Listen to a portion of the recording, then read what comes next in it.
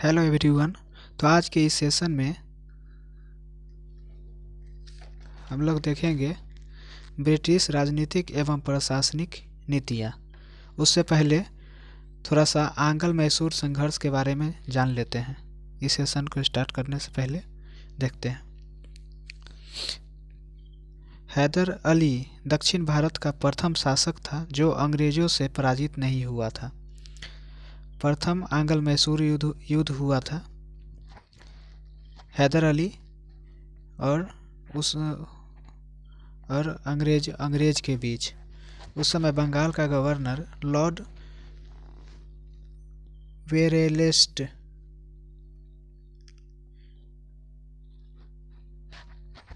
हुआ करता था। इस समय मद्रास की संधि हुई थी 1769 ईस्वी में।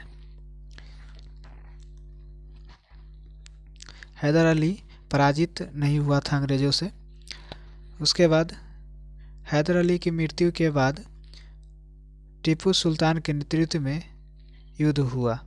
द्वितीय आंग्ल मैसूर युद्ध हुआ था 1780 से 1784 ईस्वी में। हैदर अली शासक था इस समय मैसूर का, और उस समय बंगाल का गवर्नर वारेन हेस्टिंग्स था। और अंग्रेजों और हैदर अली दोनों के बीच संधि हुआ था। उसको मंगलौर संधि कहते हैं। यह संधि 1784 ईस्वी में हुआ था। तृतीय आंग्ल मैसूर युद्ध 1790 से 1792 ईस्वी तक चला था, जो कि टीपू सुल्तान उस समय शासक था और बंगाल का गवर्नर लॉर्ड कॉर्नवालिस था। टीपू सुल्तान की स्थिति कमजोर हो गई थी, जिसके कारण श्रीरंगपत्तनम संधि हुई थी 1792 ईस्वी में। चतुर्थ आंग्ल मैसूर युद्ध 1799 ईस्वी में हुआ था। इस समय भी शासक टीपू सुल्तान था और बंगाल का गवर्नर लॉर्ड वेलेस्ली था। इस समय टीपू सुल्तान की मृत्यु मैसूर में पुनः वाडियार वंश की स्थापना। अंग्रेजों ने वाडियार वंश के शासक से सहायक संधि की थी।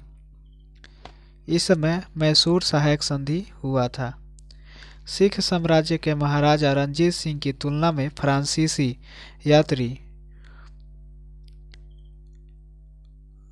विक्टर जाकमा ने नेपोलियन से की थी। तो आइए आज का सेशन स्टार्ट करते हैं। पहला वन लाइनर है, अंग्रेजों का भारत पर वास्तविक राजनीतिक नियंत्रण कब प्रारंभ हुआ? इलाहाबाद की संधि से 1765 ईस्वी में। बंगाल में द्वैध शासन किसके द्वारा लागू किया गया? लॉर्ड क्लाइव के द्वारा। वर्ष 1772 में किस गवर्नर ने द्वैध शासन को समाप्त कर दिया? वारेन हेस्टिंग्स ने।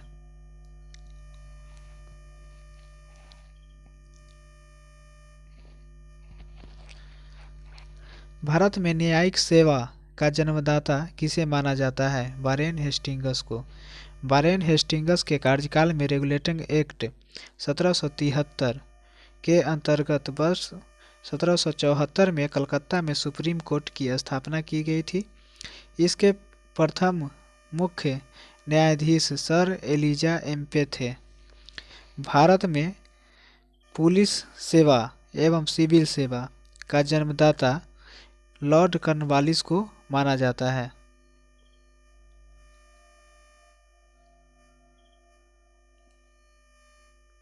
वर्ष 1863 में प्रथम भारतीय आईसीएस अधिकारी बनने का गौरव सत्येंद्र नाथ टैगोर को प्राप्त हुआ है।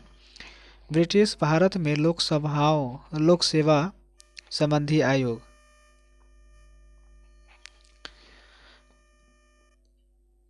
एचिंसन आयोग 1786 में आया था। इस समय गवर्नर जनरल लॉर्ड डफरिन था। इस्लिंगटन आयोग 1712 ईस्वी में आया था। इस समय लॉर्ड हार्डिंग द्वितीय गवर्नर जनरल था। ली आयोग 1923 ईस्वी में आया था। इस समय गवर्नर जनरल लॉर्ड रीडिंग था। भारत में पहले गवर्नर का पद आया था, भारत का गवर्नर, और उसके बाद में आगे चलकर गवर्नर जनरल कहलाने लगा था। आइए आगे जानते हैं। भारत सरकार अधिनियम 1935 के अंतर्गत संघीय लोक सेवा आयोग के गठन का प्रावधान किस आयोग के सुझाव पर किया गया? ली आयोग। भूमि सुधार के उद्देश्य से भारत में अस्थायी बंदोबस्त प्रणाली किसके द्वारा लागू की गई थी? तो लॉर्ड कॉर्नवालिस के द्वारा लागू की गई थी। भारत में साम्राज्य विस्तार के उद्देश्य से सहायक संधि प्रणाली की शुरुआत किसके द्वारा की गई? लॉर्ड वेलेस्ली के द्वारा। सहायक संधि स्वीकार करने वाला प्रथम राज्य कौन था? हैदराबाद। इन्होंने सहायक संधि स्वीकार किया था 1798 ईस्वी में।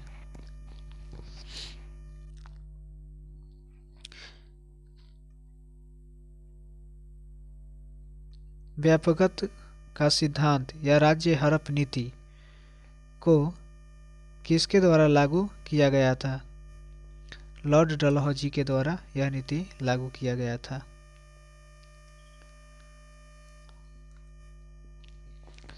राज्य हड़प नीति में कहा गया कि ऐसे राज्य जिनका निर्माण अंग्रेजों के सहयोग से हुआ है, उन्हें राज्य के उत्तराधिकारी के लिए गोद लेने का अधिकार प्राप्त नहीं होगा।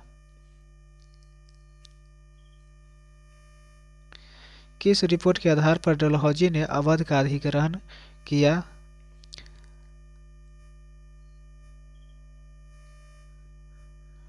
Outram report. व्यापकता सिद्धांत के अंतर्गत अधिग्रहित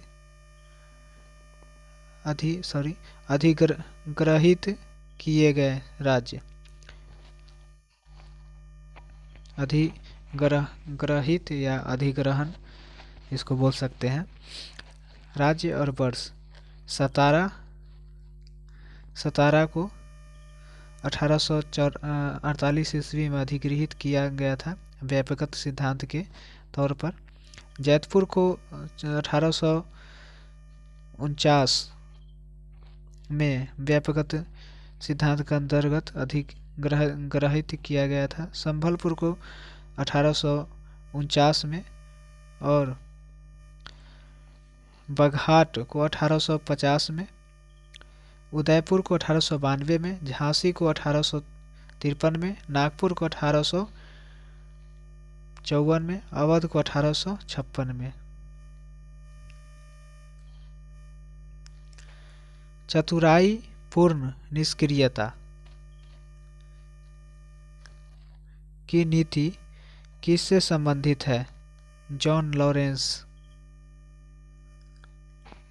किस गवर्नर जनरल के कार्यकाल में भारत पर ईस्ट इंडिया कंपनी का शासन समाप्त हो गया था? लॉर्ड कैनिंग के द्वारा। तो आप लोग याद रखेंगे कि गवर्नर जनरल के कार्यकाल, एक गवर्नर जनरल होता था और एक क्या बोलते हैं उसको, गवर्नर होता था।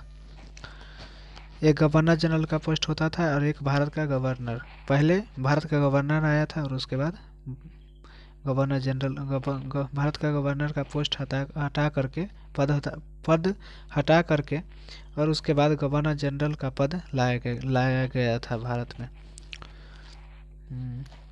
तो उसके बाद आते हैं वर्ष 1861 में भारतीय दंड संहिता किसके कार्यकाल में निर्मित की गई? लॉर्ड कैनिंग के कार्यकाल में। राज उपाधि अधिनियम 1876 पारित करके महारानी विक्टोरिया को कैसर ए हिंद की उपाधि प्रदान की गई? लॉर्ड लिटन के कार्यकाल में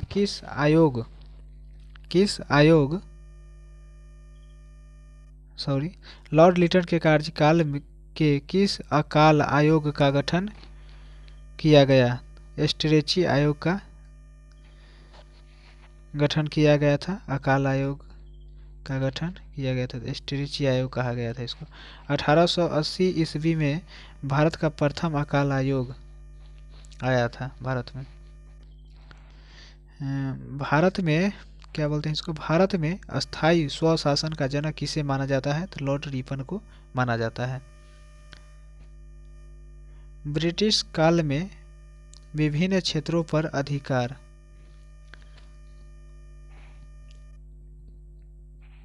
वायसराय और गवर्नर जनरल।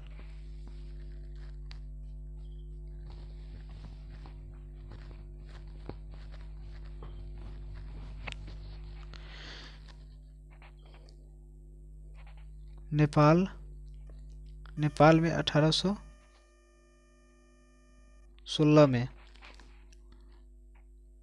और लॉर्ड हेस्टिंग्स के द्वारा अधिकार कर लिया गया था। सिंध में 1843 में लॉर्ड एलनबरो के द्वारा अधिकार कर लिया गया था।